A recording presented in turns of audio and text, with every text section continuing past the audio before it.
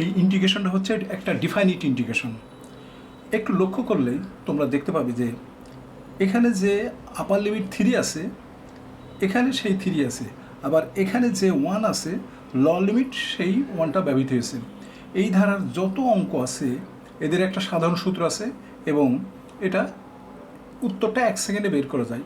তো আমি এখন সেই ক্ষেত্রে যাব না, আমি 1 সেকেন্ড বের করে না এখন দেখাবো না, আমি আগে দেখাবো এটা রিটেনটা কীভাবে করতে হয়, তারপর আমি তোমাদেরকে দেখিয়ে দেবো সহজ নিয়মে কীভাবে 1 সেকেন্ড বা 2 সেকেন্ড বা 3 সেকেন্ডে করতে পারবা। তো প্রথমে দেখো এই অঙ্কটা আমরা প্রথমে 3 1 এটা গুণ করে দাও।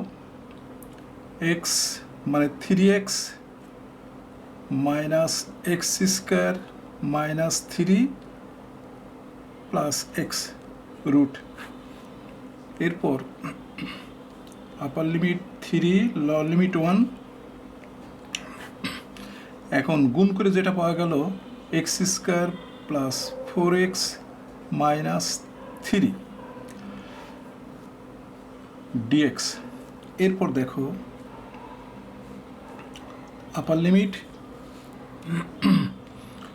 3, তারপর এখানে আমি একটা 1 নিয়ে এখানে ফার্স্ট ব্র্যাকেট দিয়ে দিলাম x square 4x plus 4 dx।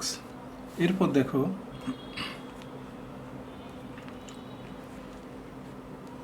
আপার limit lower limit 1 square x minus 2 whole square dx।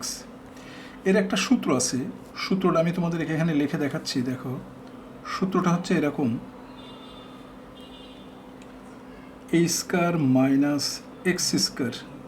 এই ধারার অঙ্কগুলোর সূত্র হচ্ছে এক্স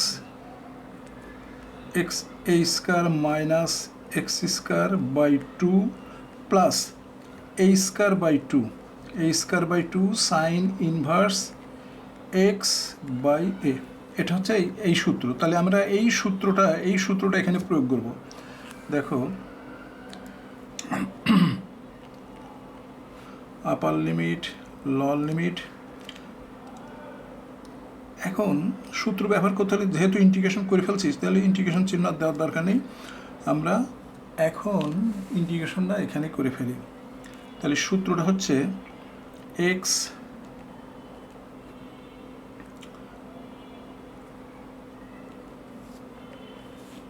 সূত্রটা হচ্ছে দেখো এটা এক্স মাইনাস 2 বাই 2, তারপর এই মানটা পুরোটা বসবে, অর্থাৎ তোমার আসবে হলো 4x x square minus 3 plus, যেহেতু এটা এ হলো 1 স্কোয়ার বাই 2, তারপর সাইনের যে সূত্র সেটা আমরা ফেলবো সাইন ইনভার্স, দেখো এটা x minus 2 by 1, third bracket দিয়ে আমরা মান বসিয়ে দেবো।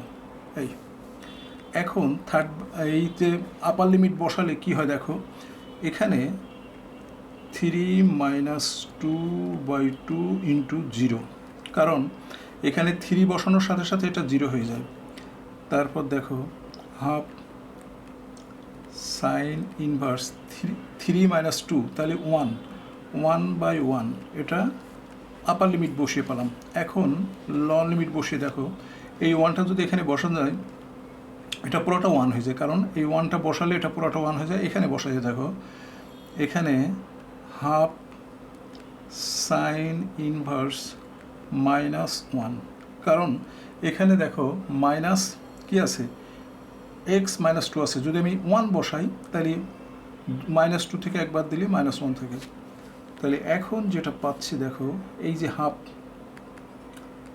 সাইন ইনভার্স 1, এই মাইনাস আছে, এই মাইনাসটা চলে আসলো সামনে, এটা প্লাস হয়ে গেল, এটা একটা হাফ আছে সাইন ইনভার্স 1, এরপর হাফ সাইন ইনভার্স 1 এর মান পাই বাই 2 প্লাস হাফ আবার সাইন ইনভার্সের মান pi by two, sine inverse ওয়ানের মান পাই বাই টু, তার আমরা কী পাচ্ছি pi by four plus pi by four. তাহলে যোগ করলে কী হচ্ছে টোয়াইস পাই বাই ফোর, কাটাকাটি করলে পাই বাই টু। আচ্ছা, আমাদের এই অঙ্কটা দেখো, এই ডিফাইনিট ইন্টিগ্রেশনটা একটা সূত্রের কথা বলেছিলাম। সূত্রটা দেখো, এই ধারার যত অঙ্ক আছে তার সূত্র হচ্ছে এরকম n square pi by eight. এরকম যত অঙ্ক আছে, মনে করো এরকম একটা অঙ্ক তুমি নিজে নিজে তৈরি করলে 5-3 বা 5-4 5-1 এইরকম। তাহলে আমাদের অঙ্কটা আসবে কি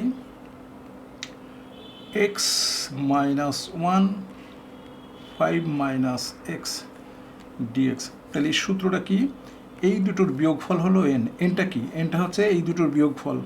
তাহলে এনের মান দেখো এখানে পাচ্ছি 4। তাহলে আমাদের সূত্র হচ্ছে এখানে 4 বসিয়ে দাও, 4 square pi by 8, 4 square pi by 8 16। তাহলে এর অ্যান্সার হবে টোয়াইস পাই। তাহলে অঙ্কটা যদি এইটা আসে, মনে করো এই অঙ্কটায় আসলো 1 x minus 1 5 minus x root dx. তাহলে এর অ্যান্সার হবে, দেখো এই দুটোর বিয়োগফল 4, আমাদের সূত্র কি এন স্কয়ার পাই বাই 8। তাহলে এখানে 4 বসিয়ে দাও, কাটাকাটিগুলো হতে হবে। এখন মনে করো এটা 4, এটা 2, তাহলে এই দুটোর বিয়োগফল 2, তাহলে 2 বসালে কি হবে 4, তাহলে তখন এটা পাই বাই 2 হবে। এই মান যা থাকবে সেই মানগুলো এখানে অবশ্যই থাকবে, যেমন এখানে 2, এখানে 2, এখানে 4, এখানে অবশ্যই 4 থাকবে। তখন আমরা এই সূত্র প্রয়োগ করতে পারবো। তো বুঝতে পারছো, এই ধারার গণিতগুলো একটা ছোট্ট সূত্র তোমাদেরকে শেখানো হলো। মনে রাখো, এই অঙ্ক যে কোনো সময় চলেও আসতে পারে, অসম্ভব বলে কিছু নেই।